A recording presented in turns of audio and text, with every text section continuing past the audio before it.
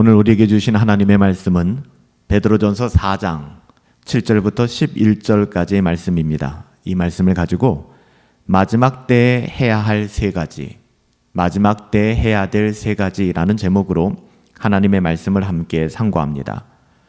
사도 베드로는 정신을 차리라고, 근신하라고 이야기합니다. 단순히 정신 차리고 근신하라는 것이 아니죠. 본문을 잘 읽어보면 기도하라는 거예요. 사실 기도한다는 것이 이런 의미거든요. 반대로 기도하지 않고 살아간다는 것은 이거 정신 못 차리고 살아가는 것입니다. 방탕하게 살아가는 것이죠. 성경이 정신을 차리고 근신하여 기도하라고 하는 데는 이유가 있어요. 만물의 마지막이 가까이 왔기 때문이죠. 그래서 사도 베드로는 더 다급한 마음으로 경고의 메시지를 보내고 있는 거예요. 그래서 오늘 본문 말씀에 보면 7절에 만물의 마지막이 가까이 왔으니 그러므로 너희는 정신을 차리고 근신하고 깨어 있으라 라고 이야기하는 거죠. 예수 그리스도의 사도들은 세상의 종말에 대하여 증언하는 것을 주저하지 않았습니다. 마지막 때에 대하여, 말세의 지말에 일어날 일들과 말세의 심판에 대하여, 그리고 복음에 관하여 그들은 한결같은 메시지를 증거했습니다. 말세의 마지막이 가까이 왔다는 것을 너무나도 잘 알고 있었기 때문이죠. 사도 바울은 고린도 교회에 편지하기를 고린도전서 10장 11절을 보시면 저희에게 당한 이런 일이 거울이 되고 또한 말세에 만난 우리의 경계로 기록하였느니라 라고 말씀하고 있어요. 또한 요한일서 2장 18절을 보니까 사도 요한은 아이들아 이것이 마지막 때라 적그리스도가 이르겠다 함을 너희가 들은 것 같이 지금도 많은 적그리스도가 일어났으니 이러므로 우리가 마지막 때인 줄 알아야 한다라고 경고했습니다. 이미 사도들은 마지막 말세에 대한 마음을 가지고 복음을 증거하며 하나님의 나라를 전했다는 것이죠. 오늘 본문에서 사도 베드로는 세상 만물의 마지막이 가까웠기 때문에 우리가 하나님의 뜻에 합한 생활을 해야 한다라고 이야기하는데요. 오늘 그런 삶에 대하여 세 가지의 메시지를 우리에게 주고 있습니다. 세 가지의 교훈이라고 볼 수 있죠. 첫 번째는 오늘 7절 말씀을 통하여 우리가 정신을 차리고 근신하여 기도해야 된다라고 권면합니다. 7절 말씀 다시 보시면 만물의 마지막이 가까이 왔으니 그러므로 너희는 정신을 차리고 근신하여 기도하라. 이것이 세상의 일과 쾌락에 빠져 있거나 술 취하고 방탕하지 말고 하나님을 가까이 하며 깨어 기도하라는 그런 사도의 권면인 것입니다. 경건 생활을 게을리하지 말고 항상 경건을 추구하며 거룩한 신자의 삶을 애쓰며 힘쓰며 그렇게 살아가라는 거죠. 기도는 하나님의 뜻을 구하며 하나님께 우리의 마음을 쏟는 그런 친밀한 영적인 교제이잖아요. 우리가 기도할 때 우리의 영혼이 살아날 것입니다.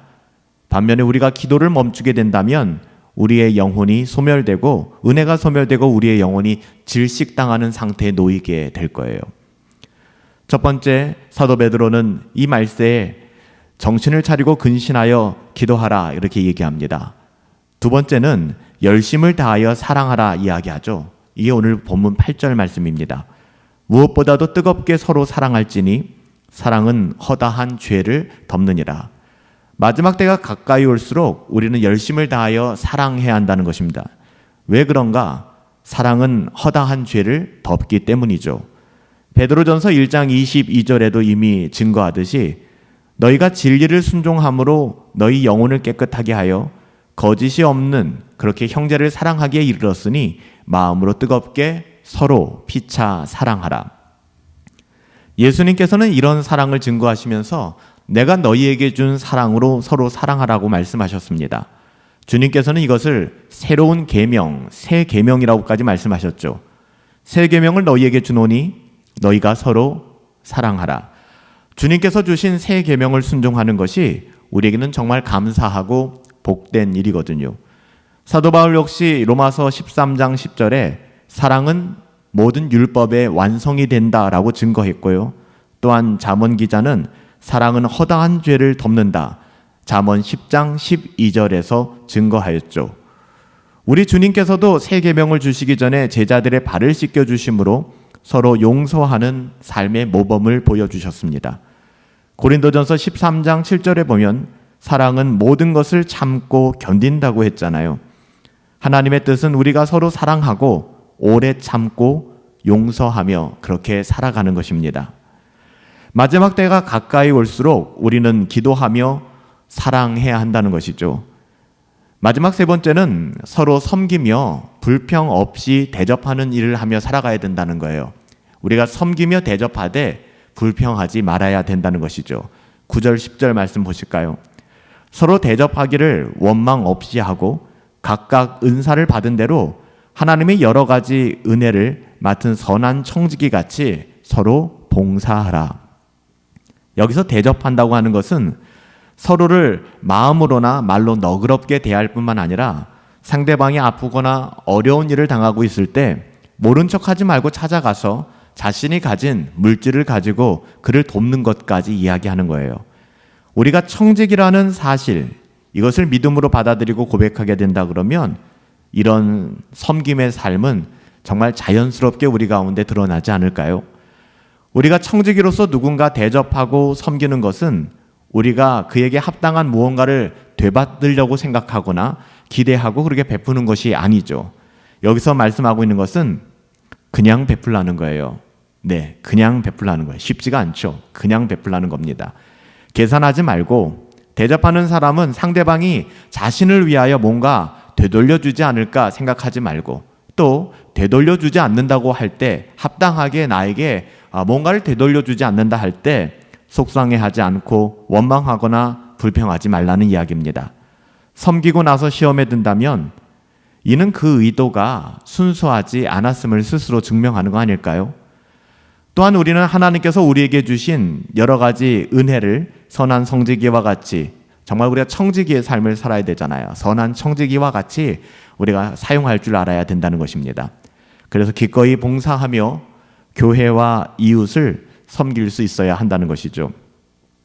하나님께서는 우리 각 사람에게 여러 가지 재능과 건강 그리고 우리에게 필요한 재물을 주셨습니다. 여러분 믿으시죠?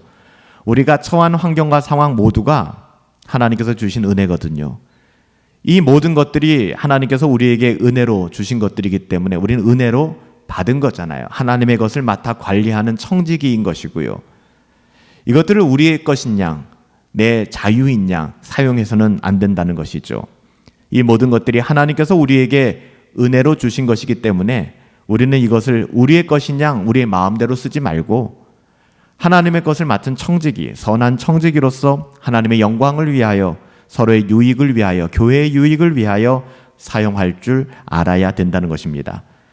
사도 베드로는 청지기로서 우리가 어떻게 교회를 섬겨야 할지 마지막 11절에서 이렇게 권면하죠. 11절 말씀에 보면 만일 누가 말하려고 하면 하나님이 말씀하는 것 같이 할 것이고 누가 봉사하려고 하면 하나님이 공급하는 힘으로 하는 것 같이 하라. 이는 범사의 예수 그리스도로 말미암아 하나님이 영광을 받으시게 하려 함이니 그에게 영광과 권능이 세세에 무궁하도록 있으리라. 아멘. 우리는 말에 참 실수가 많은 사람들이잖아요. 하나님의 자녀들은요, 함부로 말해서는 안 됩니다. 경건하게 늘 하나님의 뜻을 드러낼 수 있어야 하죠. 그래서 하나님이 말씀하는 것 같이 말하라 라고 이야기하는 것입니다. 그리고 우리의 힘으로 뭔가 할 수 있다 여기지 말고 그러면 교만해지거든요. 하나님이 공급하는 힘으로 하라는 것입니다. 은혜가 격발하여 만들어지는 모든 일들은 참으로 아름다운 것이죠. 봉사는 은혜로 하는 것입니다. 이런 신자의 삶이 하나님을 영어롭게 한다는 것이죠. 하나님께서 범사의 영광을 받으시게 된다는 거예요. 영광과 권능은 우리에게 있는 것이 아니잖아요. 오직 영원히 하나님께만 있는 것이죠. 그래서 우리의 삶이 하나님의 영광을 취하는 것이 아니라 하나님께 영광을 돌려드려야 되는 거예요. 우리가 취할 것은 하나님의 영광을 내게 취하는 것이 아니라 하나님께 돌려드려야 되는 것이죠. 오늘 사도 베드로의 증언을 통하여 우리는 마지막 때 해야 될 세 가지에 대해서 배웠습니다. 첫째는 뭐였죠? 정신 차리고 근신하여 기도하라는 것입니다. 둘째는요, 열심으로 서로 사랑해야 한다는 것입니다. 주의 사랑을 본받아 거룩하고 깨끗한 사랑으로 열심으로 서로 사랑해야 한다는 거예요. 사랑은 허다한 죄를 덮으니까요. 마지막 세 번째는 원망 없이 서로 섬기며 대접해야 한다는 것이었습니다.